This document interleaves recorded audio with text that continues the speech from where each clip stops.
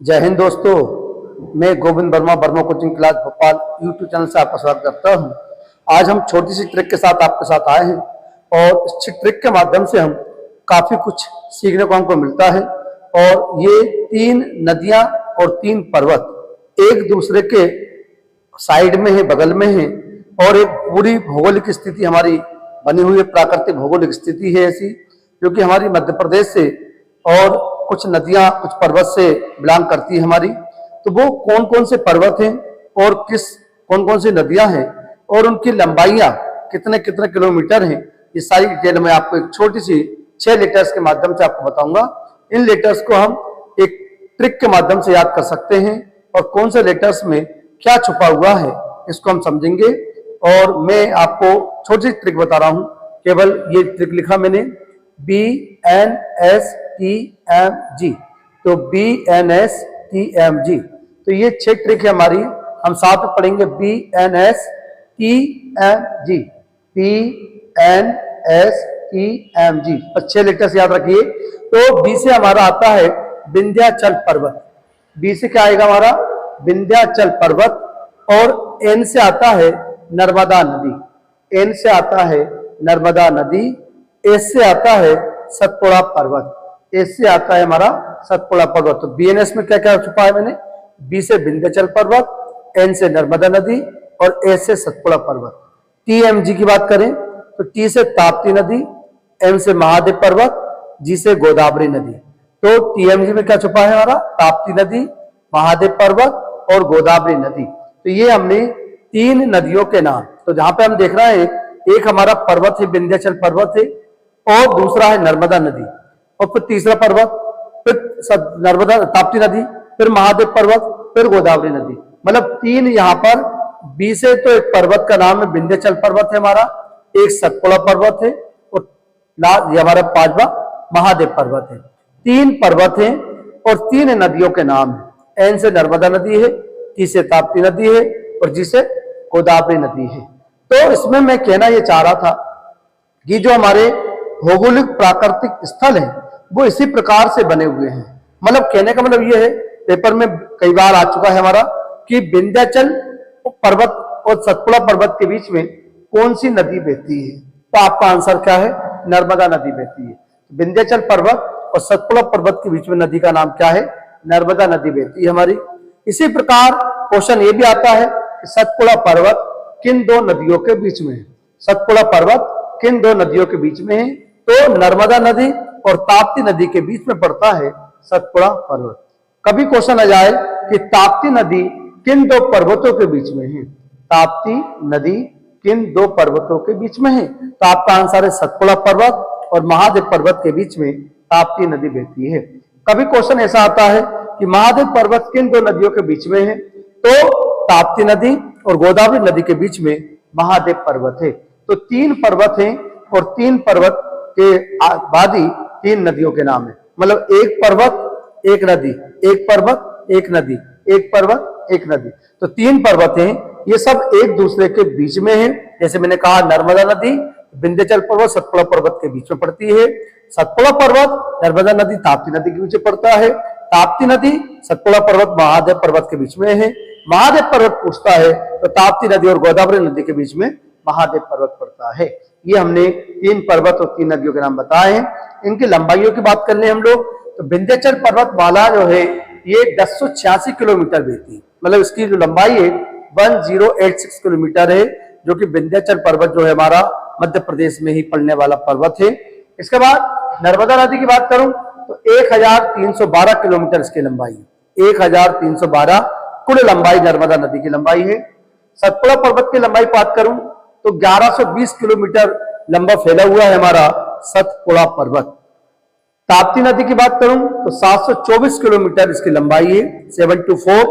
और महादेव पर्वत की बात करूं तो 544 किलोमीटर के लगभग इसका लंबा विस्तार है। और गोदावरी नदी की बात करूं तो 815 किलोमीटर गोदावरी नदी की लंबाई है। तो ये मैंने 3 पर्वत और 3 नदियों की लंबाइयां बताई हैं।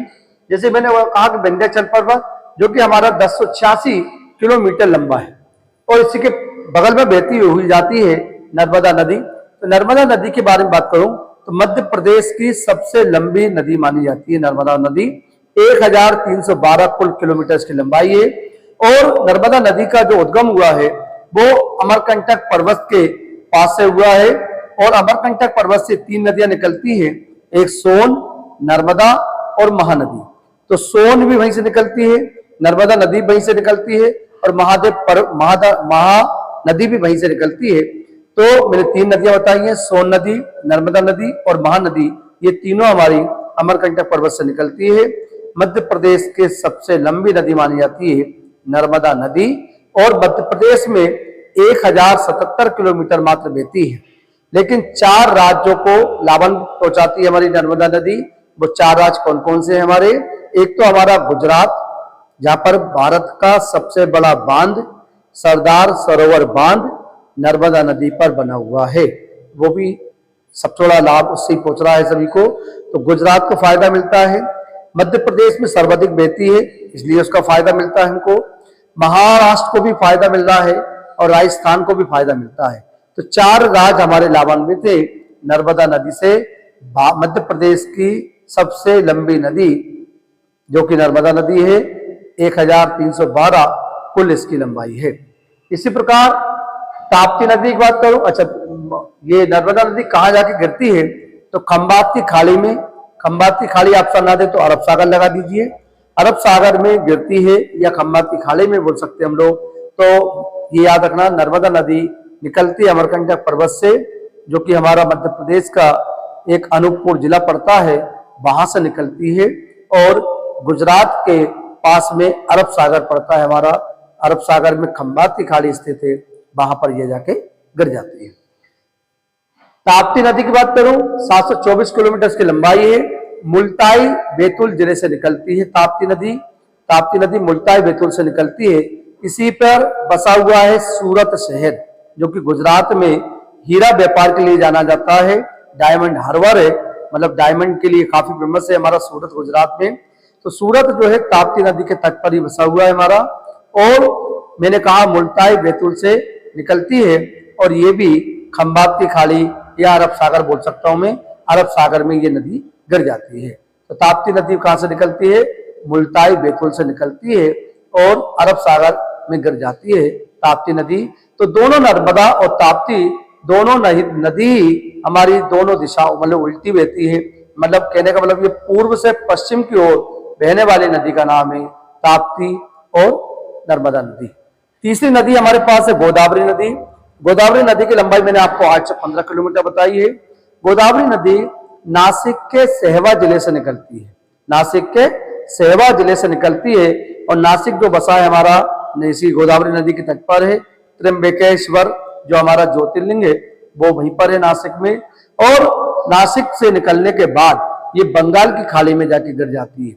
बंगाल की खाड़ी जो कि हमारी पूर्व दिशा में, दक्षिण पूर्व दिशा में कोई सी खाड़ी है तो वो है बंगाल की खाड़ी। यहाँ पर बहुत सारी नदियां मिलती हैं हमारी, कृष्णा, ब्रह्मपुत्र, कावेरी, महानदी, गंगा, गोदावरी, बेगाई, हुबली, पेन्ना, ये सब बंगाल की खाड़ी में गिरने वाली नदियां हैं।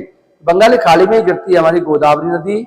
इसे हम ब्रज गंगा भी कहते हैं गोदावरी नदी को, और दक्षिण गंगा के नाम से भी जानते हैं। तो दक्षिण गंगा किसको नदी कहते हैं? गोदावरी नदी को ही दक्षिण गंगा भी कहा जाता है।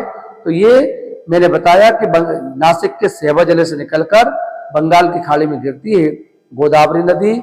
भारत की सबसे चौड़ी नदी मानी जाती है गोदावरी नदी। तो इस प्रकार से ब्रज गंगा के नाम से भी इसको जाना जाता है या बूढ़ी गंगा भी कहा जाता है गोदावरी नदी को। तो मैंने आपको 3 पर्वत और 3 नदियों की ट्रिक के माध्यम से इसको समझाया है। मैंने लिखा है ये पर्वत और नदियों की स्थिति है हमारी, उसकी ट्रिक हम पढ़ रहे हैं, तो एक बार थोड़ा फास्ट हो जाए।